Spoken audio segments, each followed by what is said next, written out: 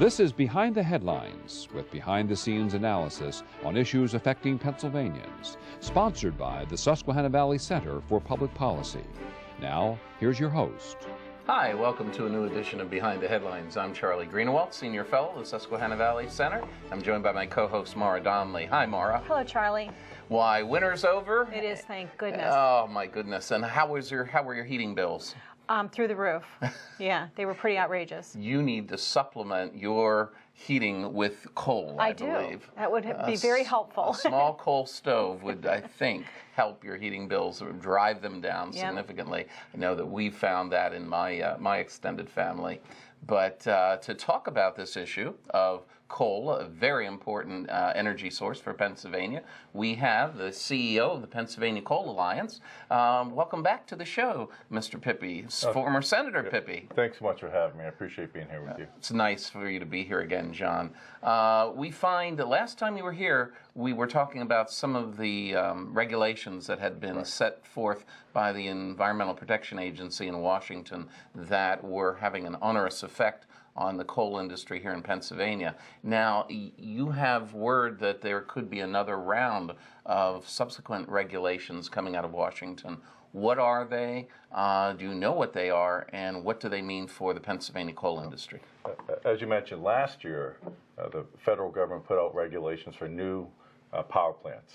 And the regulations that would be applied to coal specifically aren't achievable with current technology. And that's been our argument, is make us use best available, safest, most efficient, cleanest technology that's commercially available, but don't hit us with a new regulation that we can't meet. The problem is this year, we're anticipating the first week of June, the federal government will come out with regulations for existing coal-fired power plants and existing power plants in general. And if they use the same track that they did with new power plants, we're potentially going to be in a world of hurt. We already experienced dramatic price fluctuations during the winter months, the last couple months. We will see a lot of coal plants go offline, and that power won't be available next winter when we're going to need it the most. And that'll drive the power of electricity up across the board. Very much so. You're seeing, I mean, a megawatt of power is usually about $40 to $60. It went up to $1,800 a megawatt during the coldest spells of this winter. You're seeing at least 10 to 20% increases, and some people, their bill went from $200 to $800. I mean, the problem is no one is looking at the long-term consequences when the supply starts diminishing and coal goes away. There is nothing available right now that could currently replace it. It won't be available for the next 5 to 10 years at the earliest. So I think it's really important to point out that this is significant because coal provides how much? What percentage of electricity in? Over 40% right over 40%. now. At the low point, it was in the mid-30s, and at the high point, it was over 50%. So we hover around 40%. So that's why it's so significant that if coal goes away in Pennsylvania, where is that electric generation going to come from? And to put it in perspective, renewables are great, but they provide less than 2% of the power. Even if we doubled or tripled, it wouldn't fill that gap. And natural gas, while continuing to grow, the infrastructure is not in place to replace coal yet. So, I mean, those are real issues that are going to impact real businesses and real families. Well, Pennsylvania is rich in coal. Our history is rich in coal. And I think that a lot of people, myself included, tend to think of the old school coal, dirty, a lot of injuries, all sorts of not very positive things. But you've issued a report that just came out, and it's phenomenal to read the economic impact that today's coal has on Pennsylvania. That's true. So I want to talk a little bit about that. Tell us about the jobs that it creates and the impact in general that it has on Pennsylvania. Well, we're looking at over $4 billion. This is a report done by This is a report done by the Pennsylvania Economy League, not by the coal. So a third party, very reputable organization that does a lot of these type of economic modeling reports. And we asked them to give us an update. And so what they came out with was over $4 billion, over 36,000 jobs directly related to coal. That's just in Pennsylvania? Just in Pennsylvania alone. And that's direct jobs? Well, it's direct, indirect, and induced jobs. Okay. So it's all three. We're looking at about 10,000 direct jobs, roughly, and then the other 26,000 are indirect, those who support the those who support the coal industry, like the equipment manufacturers, et cetera, and then the induced jobs, those jobs that are come out because of coal being there. And you see it in the communities. And so the numbers are very large. What's also a big part of it, though, is that has kept our prices down for electricity. I mean, we're in the middle. We should actually be lower, but that's a policy decision. But we're right now in the middle to low end for electricity prices, and that's helped us see job creation in Pennsylvania specifically, but also in the region. So what kind of wages do coal jobs provide? They average about $30,000 more than the wage in the county. The average coal miner makes about $80,000 a year. Now, it's a little less in certain areas, it's a little more in others. But if you compare that, for example, Greene County, where a tremendous amount of coal comes from, 60% of Greene County's budget comes directly from coal. So the policemen, the teachers, the firefighters, all those people who are making a living, it's because of coal. They average about $80,000 a year. The average wage in Greene County is about $50,000. So it pays to work in there, but it's a tough job, and a lot of safety protocols, and you really earn your money. By looking at the report, and I think Maura felt the same way, I never knew, I don't know, Maura, if you 463 coal mines in Pennsylvania? I didn't know it's that. A lot. That's far more than most Pennsylvanians imagine, isn't it? Right, and we have everything from a small surface mine where you can, where they literally mine the coal with a dozer, and then once they're done mining, they reclaim that land. It looks better than when they were there. To the largest underground complex in Greene County, which is the Bailey complex for Consol Energy, the most sophisticated mine in the world. You just mentioned safety, and I thought that was one of the most remarkable parts of the report, and a tremendous graph that you can visualize the safety records of mines in Pennsylvania. Tell us about it, because I think it's a phenomenal record now. A lot of people forgot about Q Creek Mine. 9 for 9. We saved 9 miners, and one of the results of that was Pennsylvania did a complete overhaul of its mine safety. We wanted to make sure that we had the best protocols, and we did it the right way, which is we wish the EPA would work with us like Pennsylvania did. And I was actually in the government at that time. We sat down with the union workers, the producers, the regulators, and we came up with a set of rules that everyone agreed to, and not only fair and achievable, but also we put a process in with a committee that could update the rules as technology improves. I mean, that's common sense. That was passed, and so since 2009, and knock on wood, we haven't had an underground fatality, which is not the case for the states around us. I mean, it's a tough business we're in, but we would argue that that's the perfect approach for not only safety, but regulatory, environmental issues, is bring all the players together who don't necessarily agree on everything, come up with a system that's achievable, that's enforceable, and that has flexibility, so as new technology comes in, we can implement it quickly.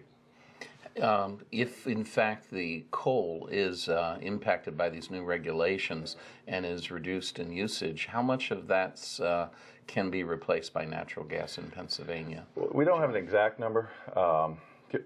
Natural gas has just been a tremendous benefit for our region, and many of our operators actually are involved in natural gas, because if you look at the coal seams and the natural gas seams, gas is underneath the coal seams. So one of our largest coal company is heavily involved in natural gas. One of the issues, though, is the infrastructure, the piping necessary to get the gas, the natural gas power plants. Those aren't built yet, and it takes a long time.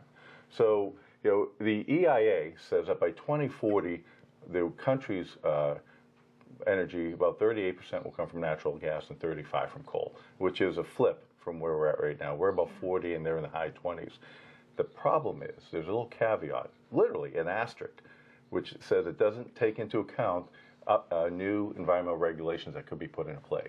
And that's what we're telling people is, the political charts look great, but the reality is much different, and people are starting to feel that.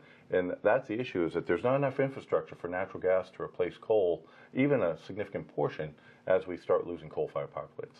So if these regulations are proposed in June, they're not a done deal, right? No. That starts a process whereby you'll have input. So what will the Coal Alliance be doing? Well, we'll be going and talking to elected officials, talking to consumers, talking to businesses, and going to Washington and showing the facts, what's really occurring. You're seeing a lot more premature coal-fired power plants going offline because of the fear of the regulations and the cost associated with it. So we'll be advocating. We believe that the facts are on our side, that you need adults to come into a room like we did on the safety stuff in Pennsylvania about 5 years ago, and we can come up with a reasonable plan similar to what we've done with the automobile industry. Increase the standards for miles per gallon incrementally. Do the same thing with coal. What we haven't talked about is the rest of the world, by 2017, coal is going to be the #1 source of energy. So we would be the only country that is literally unilaterally disarming ourselves economically with no environmental benefit. Well, how much time will there be to have some input? Well, we hope that... Do you think you'll get positive response to it? We believe that once the story is told and the facts are on the table, policymakers will start saying, hey, we need to do what I call in the Army a tactical pause and look at reality, okay, and then readjust and come up with a reasonable solution. The issue is that this administration in particular has been governing by sound bites for a long time, and people have seen it, whether it's healthcare or almost every issue. Its sound bites are different from reality, and we're a little concerned that the people aren't hearing all the facts. So our job is to get those facts to them. And the reality is, from the report that the Economy League issued, was that Pennsylvania is the second largest producer of electricity in America. I don't think most people in Pennsylvania certainly don't know that, and we're the largest net exporter of electricity among all the states. So what happens to coal and the electric industry here in Pennsylvania impacts the rest of the nation, doesn't it, John? Very much so. And what's interesting is, knowing all that, we were still within 500 megawatts of a brownout in our state this year. So it's not because of the energy available, it's because of the political dynamics and policies and regulations. So we have to balance the two. You're right, we are a big player, and we could be the largest player. When you take coal, natural gas, nuclear, and renewables in Pennsylvania, we literally could be the largest player, not only in the country, but globally. We could have a huge impact. So it wouldn't have just been a brownout. Would it have just been a brownout in Pennsylvania, or would it have extended beyond?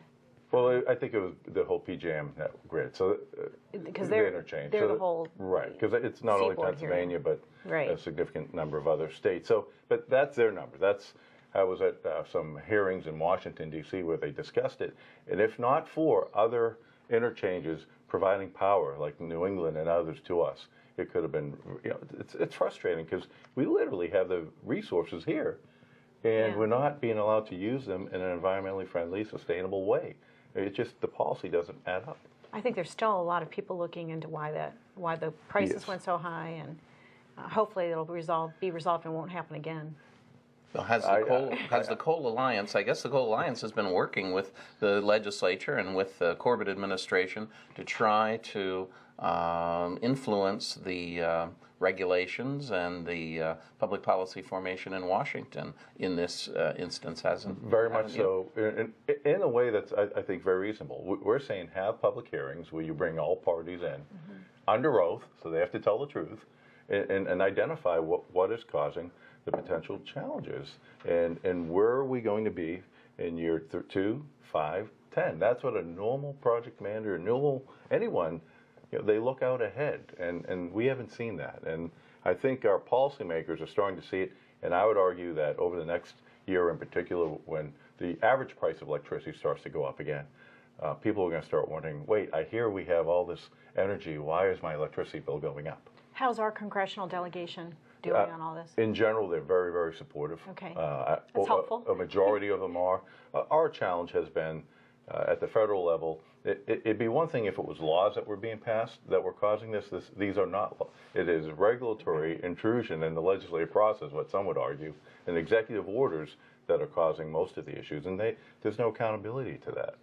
And these are jobs that generate just under $80,000 for all the Pennsylvanians that work in the coal mining industry. These are good jobs, John. They're everything that the president says he wants. They're family-sustaining, middle-class jobs that send kids to school, that help the communities thrive. And I was recently in a mine about a month ago where it was literally 40 inches. So we're crawling as they're mining. And I'm talking to this guy, and he's 41 years old. He's worked in the mine over 20 years, and he has a couple kids, and he loves his life, and his kids are getting ready to go off to college. I mean, and that's the story we love in America, and that's going away because of policies. Where can people go to get more information about the PA Coal Alliance and to find this report to read? Because it's a really good read. You can download it off our website, pacoalalliance.com. You just click on it, you'll get it. You can download a PDF version. If you'd like, send us an email to iamcoal.com, and we will send you a hard copy if a hard copy works better. All we want to do is share the information and then let people make up their own minds. But we believe reasonable people will prevail, hopefully. The report speaks for itself. Yes, it does. I don't have to say much. Just share the information. I hope to be warm next winter.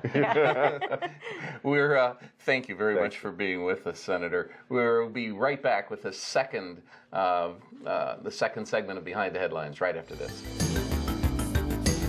Behind the Headlines is brought to you as a public service by the Pennsylvania Business Council, envisioning a commonwealth in which residents enjoy a very high quality of life in sustainable communities. The Council works aggressively to define key long-term policy strategies and solutions to make the Commonwealth more competitive, creating and sustaining a better Pennsylvania. Additional underwriting provided by the Worrell Corporation Foundation, based in Carlisle, Pennsylvania, by the Edward H. and Jeannie Arnold Foundation, and by the Pennsylvania Manufacturers Association. Business in Pennsylvania is our business. Behind the Headlines is also supported as a public service by Daily Express, transporting construction, farm, and industrial equipment throughout the United States, and by the Pennsylvania Highway Information Association, the go-to source to learn about transportation projects and issues. Visit pahighwayinfo.org. And by Penn Waste, your best local choice for your waste removal and recycling needs. Hi, welcome back to the second segment of Behind the Headlines. In this segment, Maura and I are joined by Jim Deitch. Jim is a board member of Susquehanna Valley Center, and he is the Chief Executive Officer for Teraverde Management Advisors. Welcome back to the show, Jim. Charlie, great to see you. Nice to see you, too. Nice to see you. Nice to see you. Why, we wanted to talk about a number of things with you, but certainly one thing that lots of Americans are wondering about, and Maura and I have been cautious to go down that road, and that is this whole subject of Bitcoin. I know Maura owns a Bitcoin. I'm not even sure where to find a Bitcoin, but more and more people are being exposed to this concept. Can you please tell us, first of all, Jim, what is a Bitcoin? Well, before we go there, how did you get your Bitcoin? Well, in anticipation of you being here and this discussion today, I went online and I opened up a Bitcoin wallet and read a lot about it. And then they told me that if I tweeted out that I joined Bitcoin, that I would get a Bitcoin, and I did. So my Bitcoin wallet has 1 Bitcoin in it. So I want to ask you, when you're done explaining what a Bitcoin is, what I should do about that, or with it, or for it, or how to get more. Okay. Well, technically, a Bitcoin is a unit of exchange that has a floating value with respect to what people are willing to pay for it. So it's not like a U.S. dollar that has an exchange rate that can be associated with a British pound. It really is a medium of exchange that floats to what people are willing to buy and sell it for. But secondly, it is designed to have anonymity so that the owner of a Bitcoin will not be able to be traced through the traditional payment systems and through But they traditional... know who I am now because I tweeted out that I joined Bitcoin. That seems a little... That doesn't seem right. Well, you may not be anonymous, but the Bitcoin is anonymous. All right. So they can't actually trace my particular Bitcoin wallet and Bitcoin. Right, but you are not anonymous. Oh, I'm clearly not anonymous now. But it's a unit of exchange, but it's not backed by any nation. That's correct. Yeah. It is alleged to be a secure payment mechanism that allows you to have a unit of exchange that can be traced and can be exchanged reliably between two parties. But it is not subject to a particular value. And I think Bitcoins have traded in the last year and a half from somewhere between a couple of dollars to as high as $1,100, $1,200. And currently the exchange is around 500. Yeah. My 1 Bitcoin is worth 500. Congratulations. Oh, thank you. I feel as if I've joined this this dark underworld with the owning of this Bitcoin. Can I buy something with it? What do I do with it? What happens to it? Well, I think you have to find somebody else who wants a Bitcoin who is willing to exchange value for it. Could it be cash value, like actual currency, or was it more likely to be a trade of some kind? I think you could exchange it for cash if you can find a willing buyer. Right. So its Interesting. backing is based on just acceptance. Its backing is based upon it is a uniquely identified unit of exchange. Right. It has a long series of numbers after it. Right. And my one Bitcoin. And those series you can't of hold it in your hand. well, no. No, It is simply a piece of digital space that has a serial number and a tag identified with it that through the Bitcoin mechanism has been uniquely identified and is alleged to be secure. So that unit of exchange can be passed from you to someone else who wants that Bitcoin.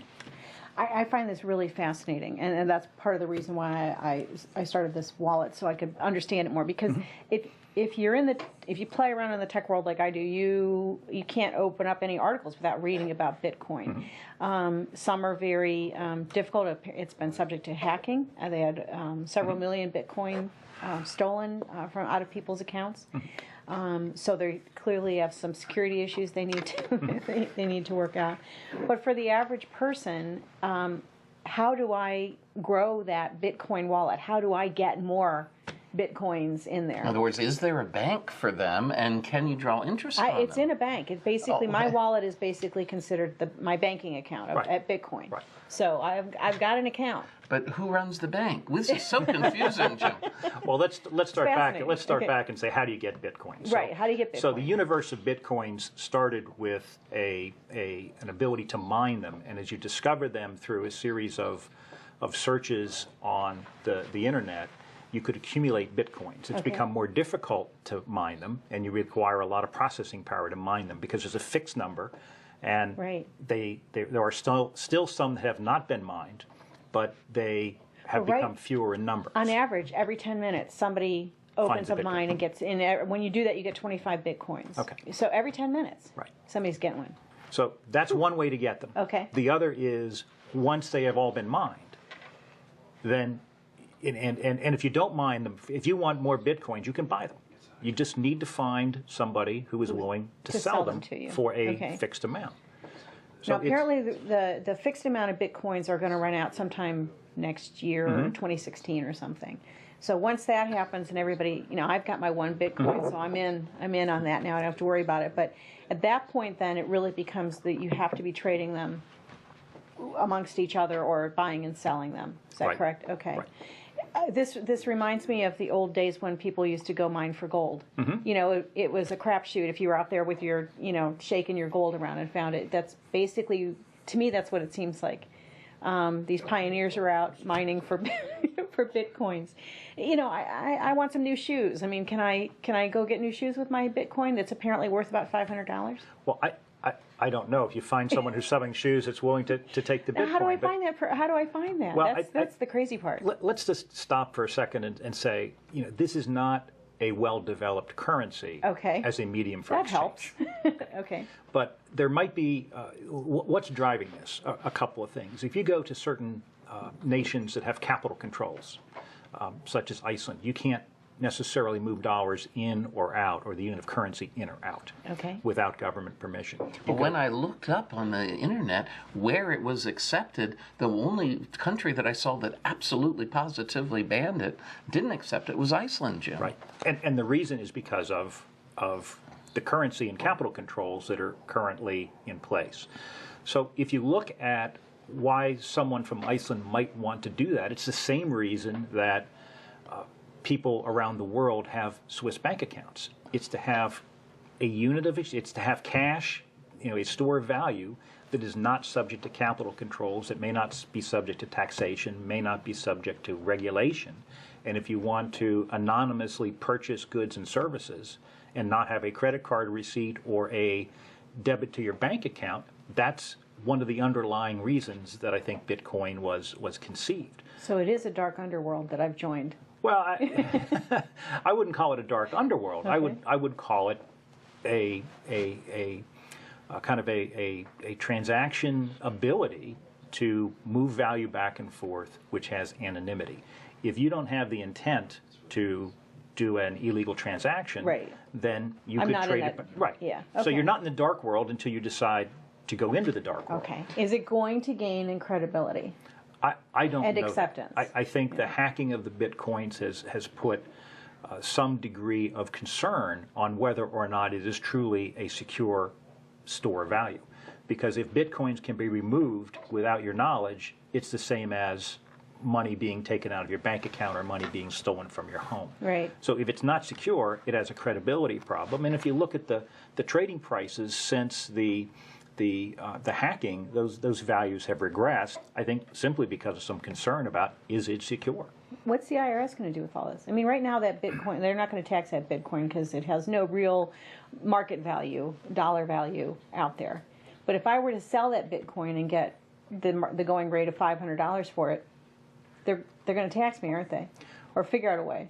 Well, I don't know. I don't know what their view would be under current tax law. Yeah. If you purchased a monetary instrument and you got it for tweeting, which means its basis is zero, and Yeah. you sell it for $500, technically you have It's $500 Yeah. income that you should report. Okay.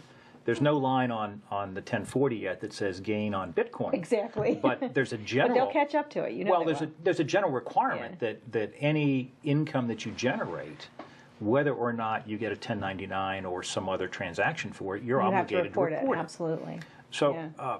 I don't know that the IRS or the federal government or the Fed has fully kind of got their arms around what they want to do Right. with Bitcoin. And I'm guessing nobody has claimed Bitcoins on their tax returns. I would expect it not. Yeah, I expect not. Jim, kinda in crazy, too. Pennsylvania, are there any companies that you know of in the Commonwealth that accept Bitcoins in exchange for their goods and services? I'm not aware. Would Teraverde accept Bitcoins for in exchange for services? I've got one. Probably not. I think we're going to have you back to keep following up on this because I think it's fascinating. It doesn't seem to be going away. When I first read about it, I thought this is it's just a fly-by-night thing, but it has had some staying power, even through the hacking. Right. So I think it's going to be something to start learning more and more about. And I'll behave myself. I'm just going to try to buy shoes with my Bitcoin. Well, that should keep the black helicopters Expensive. from coming over your I house. hope, thankfully, if they start, I'll be a little worried. Okay, well, all I know is from this point forward, we're going to pay Mara in Bitcoins. So, Jim, thank you very much you're for welcome. talking about this new instrument that all of us are trying to understand and learn more about. So I guess there might be a time that we might pay our state taxes in this. Who knows? But we want to Crazy. we want to thank you for being with us this evening, and be sure to tune us in next week. Again, right here, join us on Behind the Headlines. We'll see you then.